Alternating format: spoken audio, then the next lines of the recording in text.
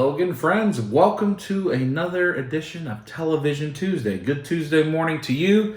It is late Sunday night. In fact, it's Monday morning. It's 12:30 at night for me, and I'm filming this late after I got done watching TV because I'm headed to the airport in the morning, head to LA. So I wanted to get this recorded and scheduled up so you can watch it Tuesday morning. So Television Tuesday, I think you know the deal by now, but I'm going to kind of go through the things I've watched this week from Monday to Sunday, talk about what I enjoyed, what I didn't, and there'll be a spoiler section at the end. We'll actually talk about a couple things in the spoiler section. 3 shows, actually, a little different than usual. But first, let's talk about things I haven't watched but that are upcoming. So tonight, the 5-episode crossover on the CW, The Crisis on Infinite Earths, started with Supergirl. I haven't watched it yet. I'll probably watch that on the plane tomorrow. I think it's tonight, tomorrow, and as you're watching this Tuesday, so as you're watching this, it'll be the 3rd episode. It'll be Supergirl, Batwoman, and The Flash. And then on January 14th, Arrow and Legends finishes the 5-episode Crisis on Infinite Earths. I'm excited to see that. It crosses over 6 shows: Arrow, Flash, Supergirl, Legends of Tomorrow, Black Lightning, Batwoman. And so I'm excited to see that. Also, a new show on the Apple TV platform called Truth Be Told. Released this week. I haven't had a chance to watch it. Another one I'm very interested in watching. I may download for the plane. It seems to be a podcaster, similar to the podcast Serial. If you've listened to that, where there's a podcaster investigating a crime with somebody that was convicted of a crime that's in prison and determining whether or not that person was guilty or not. Aaron Paul, I think, is the person in prison. Jesse from Breaking Bad. So those are 2 things right now that I'm interested in watching. Nothing new on the other things. I haven't got caught up on Watchmen. I haven't got caught up on C. But I have started binging a show, and that is the show Schooled, which is kind of the sequel, so to speak, of Goldberg's, set in the 90s. I've watched the first 6 episodes from last season. It's probably 8 or 9 episodes into this season.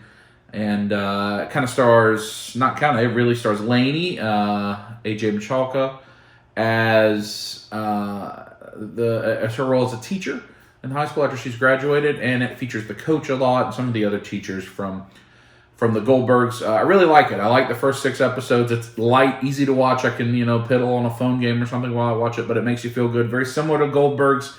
As most of you know, I taught for a while in my life, and so I relate to a lot of it, and I love the music in it, a lot of 90s music. So that's something I'm binge watching, and I'm enjoying it. If you like the Goldbergs, I think you'll like this. It's nothing meaty. It's nothing that's going to challenge you to think harder. It's just a fairly standard television show. So it's pretty good. Since that was a comedy, we'll talk about the other comedies. My most enjoyed comedy this week, Silicon Valley. It was the series finale. I'll talk a little bit more about that in the spoilers. But they did it as like a 10 years in the future, like a documentary look back at some things and kind of the big moments of the show. If you're interested, if you want to watch it, you could probably actually watch the series finale and get a feel for the show, because things don't really spoiled on that. It's not a great long-term story. It's a lot of over and over again similar challenges. I enjoyed it. I'll talk about it a little bit more in the spoiler section. Goldbergs, fairly standard episode of Goldbergs. It was about the mom's cookbook, trying to get that published, and then some dorm room fighting with Erica and Barry. Nothing outstanding. Standard fare for that show. Nothing real memorable. Did any of you watch Goldbergs or Schooled? I'd be interested in that. Let me know in the comments. Get to the other section. We've got Imagineering Story and The World According to Jeff Goldblum. Nothing new in that yet. I love both episodes. I would say my favorite was Imagineering Story, but first we'll talk about The World According to Jeff Goldblum. Victoria and I watched that this afternoon. It was about barbecue, this episode, and it was really interesting at the beginning, and I thought it was they went in a non-traditional way with barbecue. There's so many documentaries and things on barbecue that it would be just repeating the same thing. So they went in a non-traditional way with some non-traditional meat items. And of course, Jeff Goldblum is very funny. So I encourage you to check that out, The World According to Jeff Goldblum, on the Disney Plus app. The second, The Imagineering Story. It was episode 5. It's when Bob Iger takes over CEO. If you're just kind of a modern Disney person, this will be the episode you'd be interested in, because he has the big moves. He redoes California Adventures. They talk about the Imagineers renovating the old rides like It's a Small World and the Haunted Mansion, kind of modernizing them. But it also spends a lot of time talking about the acquisitions that Bob Iger led Disney on, which is Pixar, Marvel, Lucasfilm. Those are big things relevant to our current time. So I found that interesting, kind of seeing his expansion as well as some of the international stuff. And they talked a lot about how the Imagineers needed to stay ahead of the technology curve because, the things that you carry around in your phone, they didn't need you to have that be better technology than what you saw in the park. It was kind of the mid to late 2000s in that section. So worth checking out if you're interested in that. Now, let's get to the dramas. The same 3 dramas will go in order of worst to first. We'll start with The Mandalorian. It was fine. This show is just not one that's gripped me. It just isn't. And I know that's not a popular thing to say. I know a lot of you, my viewers, love this show, and that's great. I'm very happy that you do. It's just, there's not a lot of substance there for me. Lots of fan service. I don't want to spoil too much in this section, and I'm not going to talk about Mandalorian in the other section, but they go to a very famous planet from the Star Wars universe. They go to a very famous location from the Star Wars universe. You get lots of things like that. We meet a new character that we're probably never going to see again. We get kind of a villain of the week, and it started to feel like this show is NCIS Bounty Hunter. I like serialized TV. I think I've talked about this a lot in Dub Life and things like that. Serialized TV that tells you one long, gripping story across seasons, maybe the whole show. Maybe sometimes just 8 or 10 episodes, but it's a long-term storytelling. I'm not a big fan of episodic, procedural-type TV. The villain of the week, the case of the week. Who will Agent Gibbs from NCIS catch this time? We know he'll be put in a pickle, but he'll find his way out. That's the way this show feels. It's very formulaic. We're going to have the Mandalorian go to a place. For some reason, he's going to leave Baby Yoda behind. Something's going to happen to Baby Yoda he's got to help him with, and he's going to have to deal with some type of villainous threat. That's the show every week right now. And there's nothing to it. There's no plot. There's no substance.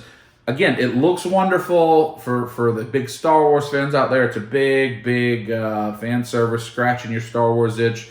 Makes you feel like you're in the universe. I appreciate all of that. I appreciate all of that very much. The universes that I enjoy, I like to be in as well. But when Walking Dead didn't have good plot, I didn't enjoy it as much when it was just Walking Dead universe or things like that. So it's just, it's not my thing. I'm going to finish the season out. I don't know that I'll watch it next season. I don't like it that the Mandalorian's kind of stupid. Like, why is he always surprised that when he leaves Baby Yoda behind that something's going to happen? We know that that's a desirable character. The child is a desirable character that the plot's based around. He's just kind of dumb. He does dumb things. And I don't mean dumb as in, I mean like he's stupid. Like why did something happen? Like, oh my goodness, why did somebody break in my car when I left my window down and my keys in the ignition? Well, that's why.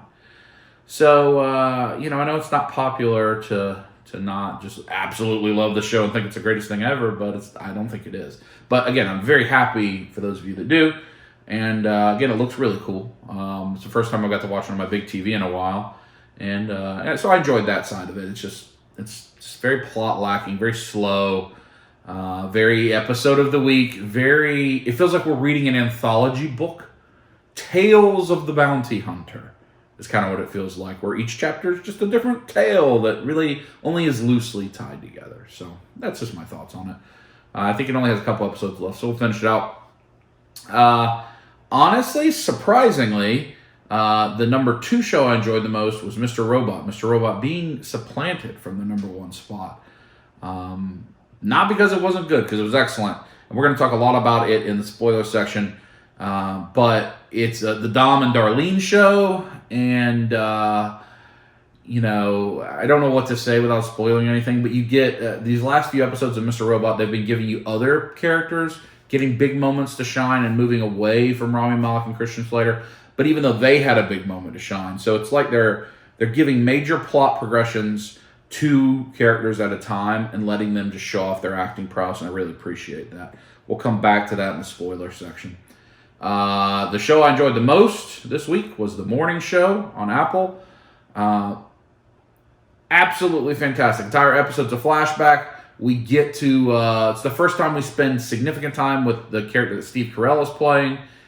He has a lot of challenging acting to do, and he does a good job. There's a lot of things that are uncomfortable in this episode to watch. Reese Witherspoon is not in the episode at all in this episode, because again, it's a flashback, so it'll be before her character was introduced. And we're going to talk a lot about this in the spoiler section also. But if you want intense, challenging, well acted, The Morning Show's for you. That is not a thing that's for everybody. They even have a trigger warning at the front of the episode for some of the things it addresses. And if sexual assault and those types of things are things that are difficult, that put you in a hard place mentally, that is not the show for you, at least not this episode. So, but it's a very intense show, very well acted, very well done. It keeps getting better, in my opinion. We're going to talk about that in the spoiler section as well. Overall, pretty good week of TV. This will be like the doldrums. Things come back. Mr. Robot's ending. Silicon Valley is finale. We're getting the holidays, so I may have time to do some other things, catch up on some other stuff. We'll see. I especially want to turn on Watchmen, because I hear it's gotten really, really good. I hear Seed gets a lot better. Its season is over. That's the Jason Momoa show, so excited for that. I'll probably just sit and binge that one afternoon, one evening. And then some of these other things that are coming on, I'm excited about. So we're going to move to the spoiler section. For those of you that don't continue with me, I hope you have a wonderful Tuesday, and your week is great. And for everybody else, this is the order we're going to go in. We'll talk about Silicon Valley first, then I'll give you a little hand wave, then we're going to talk about The Morning Show, hand wave, Mr. Robot, hand wave. So you can look for the hand wave if you want to watch some of the spoiler, but not all of it. So, Silicon Valley first. I guess I was fulfilled by the ending. It was emotional. The thing about that show and like Ballers that ended recently is it's the show that used to air after Game of Thrones, or around the time of Game of Thrones, or other shows I'm watching on HBO, Westworld. It was kind of my palate cleanser. And so I've been watching it a long time. I've never watched Veep, which is a similar show to that I probably need to watch. And that show changed when T.J. Miller decided to leave. And Erlich Bachman did not come back in this finale. They teased it a lot, but he did not come back. And I've heard there was a lot of difficulty with him on set. And, he has his own problems. So that was a little, I don't know, say it's disappointing, but it's just that character was so important to the early seasons of the show, you felt like you might want a little payoff. But, they didn't get rich, and they didn't blow up the world. So, I guess it was all right. I kind of liked the little retrospective documentary style. It was funny seeing the one investor lady in prison, and you wonder what happened to her. Jared was working with the folks in the retirement community, and, it is what it is. I guess I'm sad to see that show end. It could be really funny, like the episode with the cows. Oh, it could be really funny, but it had really lulled in its final season. So, farewell Silicon Valley. Now, The Morning Show. Let's talk about The Morning Show. I'm gonna butcher her name, but the character of Hannah, played by Gugu Mbatha-Raw, and I'm very sorry for how I've butchered that name. I cannot imagine what it must have been like to film the scene with her and Steve Carell at the end where they are in his hotel room. I'll just leave it at that. The trust that the actors must have in each other, it just has to be difficult. It just has to be difficult. That was a very intense scene. It was incredibly hard to watch. You just looked away. You knew the whole episode was building towards something because they put the trigger warning at the front. You get confirmation that Mitch, at least in my opinion, he's he's bad. He's been saying all along it's consensual, it's consensual. This wasn't consensual. She was obviously not comfortable with it. And she goes to tell the network, and her line is, so this is how it happens, and she's made the head booker, and you see that the network is complicit. So it puts a lot of interest in that Mitch showed up at Hannah's door at the end of the previous episode, thinking she had nothing bad to say about him, and she would help him and be positive for him. So I'm very interested to see what happens next, because that doesn't seem like it's true. I'm not sure that Mitch knows that Hannah went to the network. And we don't know that they had any other relationship. So that was really hard to watch. You also learn a lot about Mia, and after their affair ended, Mitch and Mia's, that his wife knew about. Mia gets moved to Alex's team. Alex doesn't like that. So you learn a lot about her character. Nothing with Reese Witherspoon. Very little with the network other than the reveal of the network. Corey is not in it. They talk about him, but he hasn't been hired yet. And then a lot of Alex stuff. You can see the competitive nature between Alex and Mitch. But this episode was about Mitch, about showing you why everybody liked him, why he commanded such authority in that newsroom, and what his role was to kind of get us back to the final few episodes of the season. Outstanding episode. It's very uncomfortable to watch. So those of you that do watch it, I'd really be interested in comments. I don't know many people that do, but let me know. All right, final spoiler. Mr. Robot. I don't know what I can say. Very little Elliot, again. Less than last week. Very little. You see that he's going to go back to Washington Township. He's still got some unfinished business with whatever happened to his family and the disaster and kind of the things that the show's always been about, like with he and Angela's parents. That's it for him. We get no plot progression with basically anything else other than we see that the final step of the hack is they've stolen all the money from the Dea Scoop and they've redistributed the wealth to everyone. Everyone on Earth, I don't know, everyone in the country, everyone that can have e-coin apparently or has a wallet. And apparently a significant amount of money, judging by Dom's reaction. Now, we're going to talk a lot about Dom and Darlene, but that scene was wonderful. And it made you feel emotional. And this whole episode felt like it was a farewell to Darlene. And to Dom, too. But, and Dom's an important character, but not as important as Darlene. And that's what it felt like. I thought we were getting to the end of Darlene's character. That they were going to go to Budapest and that's it. But the scene where she sees everyone in that park getting the money and finally realizes they've done it was a really cool scene. When the hack was never really that important, right? Like, we're there for these characters, and we're invested in these characters and what they're trying to do. I have not spent a lot of time wondering about the hack. I spent a lot of time wondering about the characters, and I think that's a sign of a good drama, where you care about whatever it is they care about. But it does have a really nice overarching plot, so we get some payoff there. But then the big picture is kind of the love story between Dom and Darlene and the will they or won't they, and they're going to go to Budapest. We go through this whole episode with lots of good pieces, lots of good acting between the two actors.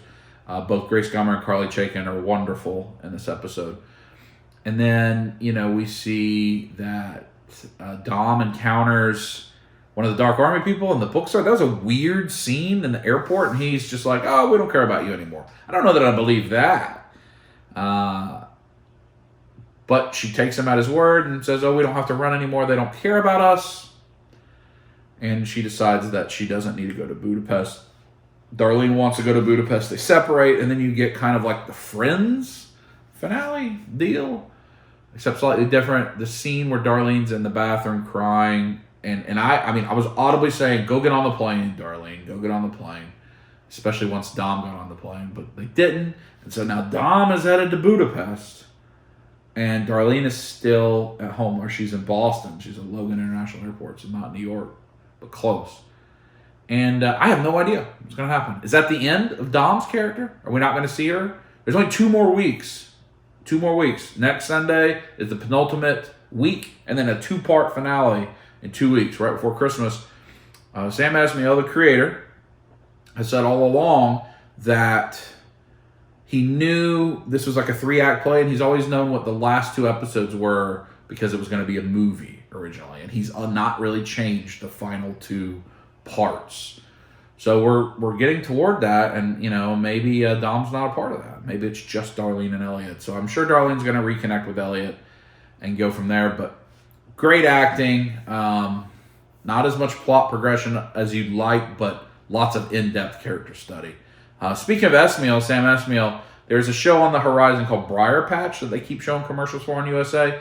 It's a limited edition series, probably 8 episodes or so, coming in 2020. It's got Rosario Dawson in it. It looks quirky and great, and I'm looking forward to that.